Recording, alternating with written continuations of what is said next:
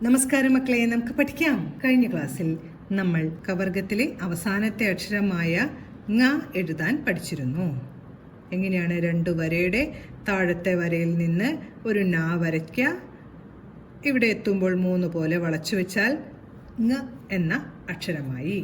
ങ എന്ന ശബ്ദം വരുന്ന വാക്കുകൾ വളരെ കുറച്ച് മാത്രമേ നമ്മൾ പഠിച്ചിട്ടുള്ളൂ. കാരണം പ്രയോഗത്തിൽ വളരെ കുറച്ച് വാക്കുകൾ മാത്രമേ നമുക്ക് ആവശ്യമായി വരുന്നുള്ളൂ. പക്ഷേ ഈ ങയുടെ കൂട്ടക്ഷരം ങ വരുന്ന വാക്കുകളാണ് നമുക്ക് ധാരാളമായി എഴുത്തിലും വായനയിലും നമുക്ക് ആവശ്യമായി വരുന്നത്. അതുകൊണ്ട് ങയുടെ കൂട്ടക്ഷരമാണ് ഇനി നമ്മൾ പഠിക്കുന്നത്. ങ പ്ലസ് ആ.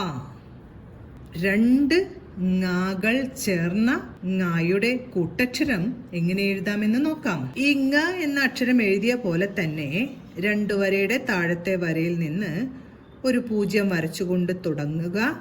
ശേഷം ആ വരയ്ക്കുന്ന പോലെ, ആ എന്ന സ്വരാക്ഷരം വരയ്ക്കുന്ന പോലെ തന്നെയാണ് വരയ്ക്കുന്നത്.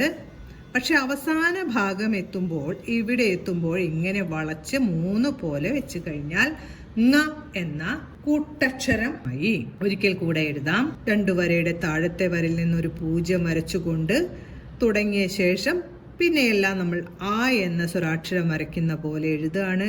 അവസാന ഭാഗം എത്തുമ്പോഴും ഒരു 3 പോലെ വളച്ചു വെച്ചാൽ ങ എന്ന അക്ഷരമായി.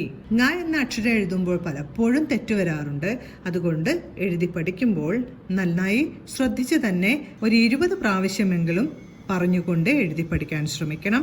ഒരിക്കൽ കൂടെ എഴുതാം. 2 വരയുടെ താഴത്തെ വരയിൽ നിന്നും 0 വരച്ചുകൊണ്ട് തുടങ്ങിയ ശേഷം ആ പോലെ വരയ്ക്കുകയാണ്. അവസാന ഭാഗം എത്തുമ്പോൾ 3 പോലെ ഇങ്ങനെ വളച്ചു വെച്ചാൽ ങ എന്ന അക്ഷരമായി. ഇനി നമുക്ക് ങ വരുന്ന വാക്കുകൾ എഴുതാം. ആദ്യം എഴുതുന്ന വാക്ക് മൂങ്ങ.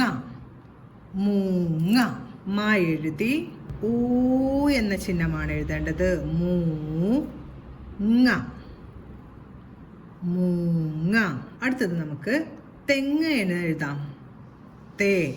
ഏടെ ചിഹ്നം വരച്ച് താ വരച്ചു. തേ ങ്. ങ എഴുതി ചന്ദ്രക്കല. തെങ്ങ്. തെങ്ങ്. അടുത്ത് നമുക്ക് നാരങ്ങ എന്ന് എഴുതാം.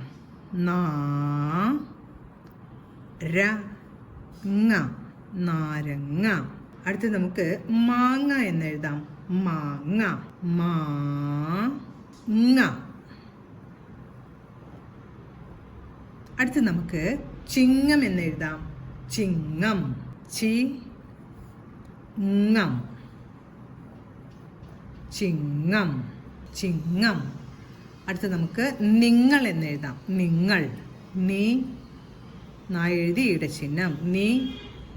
ങ. ങ. അൾ. ങ്ങൾ. നിങ്ങൾ. നിങ്ങൾ. അടുത്ത് നമുക്ക് മത്തങ്ങ എന്ന് എഴുതാം. മാ. ത. ത ഉറപ്പിച്ച് ഉച്ചരിക്കുന്നുണ്ട്. തായുടെ കൂട്ടക്ഷരം എഴുതണം. മത്തങ്ങ. മത്തങ്ങ. അടുത്ത് നമുക്ക് ഉറങ്ങി എന്ന് എഴുതാം. ഉറങ്ങി. ഉറങ്ങി. ങ. ഉറങ്ങി. ഉറങ്ങി.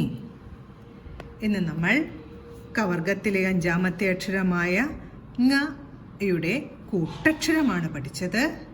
അതിനുശേഷം ങ വരുന്ന വാക്കുകളായ മൂങ്ങ, തെങ്ങ്, നാരങ്ങ, മാങ്ങ, ചിങ്ങം, നിങ്ങൾ, മത്തങ്ങ, ഉറങ്ങി. ഇത്രയും വാക്കുകളും പഠിച്ചു. ഇന്ന് നമ്മൾ പഠിച്ച ഈ വാക്കുകളെല്ലാം പറഞ്ഞുകൊണ്ട് എഴുതി പഠിക്കാൻ ശ്രമിക്കണം. അടുത്ത ക്ലാസ്സിൽ കാണാം മക്കളെ. നമസ്കാരം.